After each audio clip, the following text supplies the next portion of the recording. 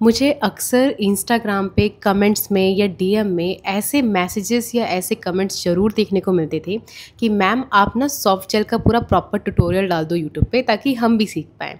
तो यहाँ पे मैं प्रॉपर ट्यूटोरियल बना रही हूँ आप लोगों के लिए, ताकि आप लोग भी अच्छे से सीख पाएँ सॉफ्ट जेल एक्सटेंशन कैसे करते हैं। और साथ ही साथ अगर आप में से कोई भी इस पूरे प्रॉपर ट्यूटोरियल को फॉलो करता है या मेरे किसी भी आर्ट को रिक्रिएट करता है, तो मेक श्योर करिएगा कि आप मुझे इंस्टाग्राम पे ज़रूर टैग करिएगा ताकि मैं वापस से आपकी स्टोरी को रीपोस्ट करूं।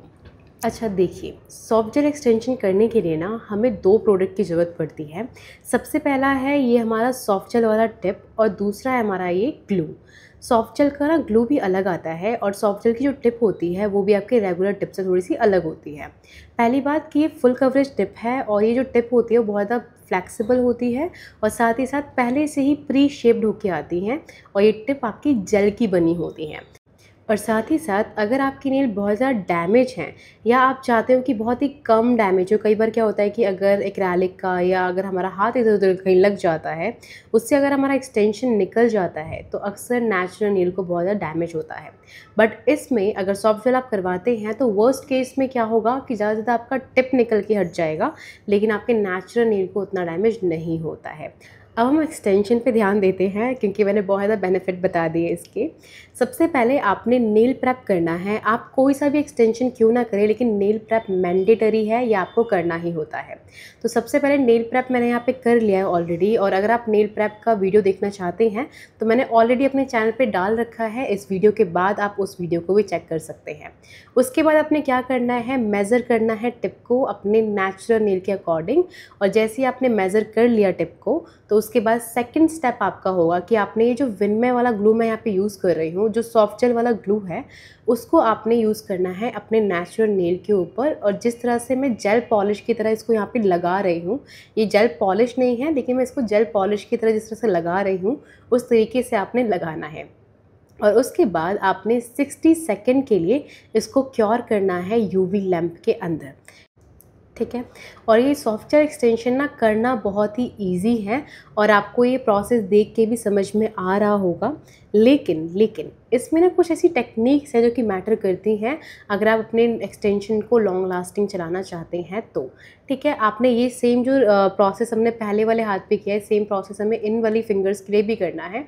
हमने यहाँ पे नेल्स पे लगाया वापस से एक एक लेयर और उसको हमने फिर से 60 सेकंड के लिए ड्राई करना है, ठीक है। जैसे ही आपने ग्लू को लगा दिया है और उसको 60 सेकंड के लिए ड्राई होने के लिए यूवी लैंप में डाल दिया है, उसके बाद आपने यूज़ करना है अपना प्राइमर, वही प्राइमर जो हम नेल प्रेप में यूज़ करते हैं, डिहाइड्रेटर एंड प्राइमर, मैं उसी की बात कर रही हूँ। तो उस प्राइमर को लेके जो भी एरिया आपका फुल टिप का नेल के ऊपर चिपकेगा, उस एरिया पे आपने प्राइमर को लगाना है। इससे होता क्या है कि वहाँ पे थोड़ा सा स्टिकीनेस बन जाता है प्राइमर से, आप नोटिस करना जब भी आप यूज़ करोगे तो। और इससे ना आपका जो रिटेंशन होता है, जो नेल के ऊपर आपका एक्सटेंशन लॉन्ग लास्टिंग रहने का जो टाइम पीरियड होता है ना, वो बढ़ जाता है। तो इसीलिए हमने यहाँ पे प्राइमर का यूज़ करना है। आप चाहें तो एक स्टेप एक्स्ट्रा कर सकते हैं कि जो भी एरिया है नीचे लगाने का, आप उसको थोड़ा बफ़ भी कर सकते हैं, लेकिन मैं यहाँ पे बफ़ नहीं कर रही हूँ। मैं डायरेक्ट मैंने हल्का सा प्राइमर लगाया और उसके बाद मैं जो ग्लू यूज़ कर रही थी लगाने के लिए, वही ग्लू का मैं यहाँ पे यूज़ करूँगी वापस से स्टिक करने के लिए। और साथ ही साथ मैं यहाँ पे पेन वाला लाइट भी यूज़ कर रही हूँ ताकि मैं यहाँ पे फ्लैश क्योर कर पाऊँ अपने नेल्स को, क्योंकि मैं बार बार नेल हाथ नहीं डाल सकती यूवी लैंप में, इसीलिए हमने फ्लैश क्योर यूज़ करना है। यहाँ पे मैंने हल्का सा ग्लू लगाया है, सेम ग्लू जो पिंक वाला मैंने यूज़ किया था पहले नेल्स के ऊपर, नेचुरल नेल के ऊपर, उसी को हमने यहाँ पे लेना है टिप के अंदर। और जितना एरिया हमारा नेल के ऊपर स्टिक होगा उतने एरिया पे हम इसको लगाएंगे। और उसके बाद जैसे ही हमने नेल के ऊपर इसको स्टिक किया, उसके बाद हमने फ्लैश क्योर कराना है इसे।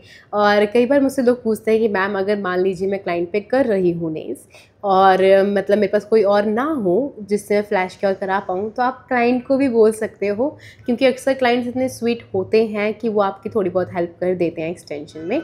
ऐसी कोई प्रॉब्लम नहीं होती कि आप क्लाइंट को बोलोगे और वो रूडली आपको मना कर देगा, ऐसा नहीं होता है, ठीक है। वो खुद भी आपकी हेल्प कर देंगे, तो आप क्लाइंट को बोल सकते हो। और उसके बाद जैसे आपने फ्लैश क्योर कराया, उसके बाद आपने 60 सेकंड के लिए अपने हाथ को डालना है यूवी लैंप के अंदर, ताकि जो जितने भी नेल्स हैं वो अच्छे से ड्राई हो जाए, आफ्टर दैट आपने क्या करना है कि ड्रिल मशीन लेनी है और ड्रिल मशीन की हेल्प से जो एज है एरिया क्यूटिकल के पास टिप का, उसको हल्का सा ब्लेंड करना है।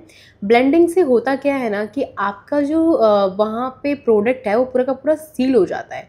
लाइक उस प्रोडक्ट का ना अब कोई बिल्कुल लिफ्टिंग पार्ट नहीं रहता है। अगर आपने यहाँ पे ब्लेंड नहीं किया ना, इस वाले पार्ट को स्किप कर दिया, तो आपका प्रोडक्ट लिफ्ट होने के चांसेस रहते हैं और जल्दी ही आपका एक्सटेंशन निकल भी जाता है, पॉप अप हो जाता है। इसीलिए आपने ब्लेंडिंग करनी है और ब्लेंडिंग करने के बाद आप क्या करोगे, जितना भी नेल है उसको अच्छे से बफ़ करोगे जेल पॉलिश लगाने से पहले।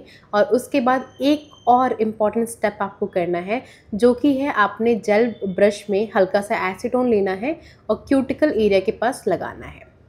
इससे होता क्या है कि आपका जो प्रोडक्ट है वो अच्छे से वहाँ पे सील हो जाता है। और यही एक स्टेप है जो कि बहुत ज़्यादा इम्पॉर्टेंट है, मुझे जो लगता है, ठीक है। और यहाँ तक आपका नेल एक्सटेंशन, हमारा जेल एक्सटेंशन जो है, सॉफ्ट जेल एक्सटेंशन, वो रेडी हो जाता है। इसके बाद आप जो भी आर्ट करना चाहते हैं या जैसे भी नेल्स करना चाहते हैं आप वो कर सकते हैं। और आप अगर ये टेक्निक फॉलो करेंगे तो आपके एक्सटेंशन भी बहुत ज़्यादा लॉन्ग लास्टिंग हो जाएंगे और उनका रिटेंशन भी बहुत लंबे टाइम तक रहेगा। आई होप कि आपको आज की वीडियो अच्छी लगी होगी और साथ ही साथ और भी वीडियोस के लिए आप मेरे चैनल को सब्सक्राइब कर सकते हैं। और साथ ही साथ अगर आपका कोई भी ऐसा ट्यूटोरियल देखने का मन है तो आप मुझे कमेंट सेक्शन में बता सकते हैं। और साथ ही साथ don't forget to follow me on Instagram.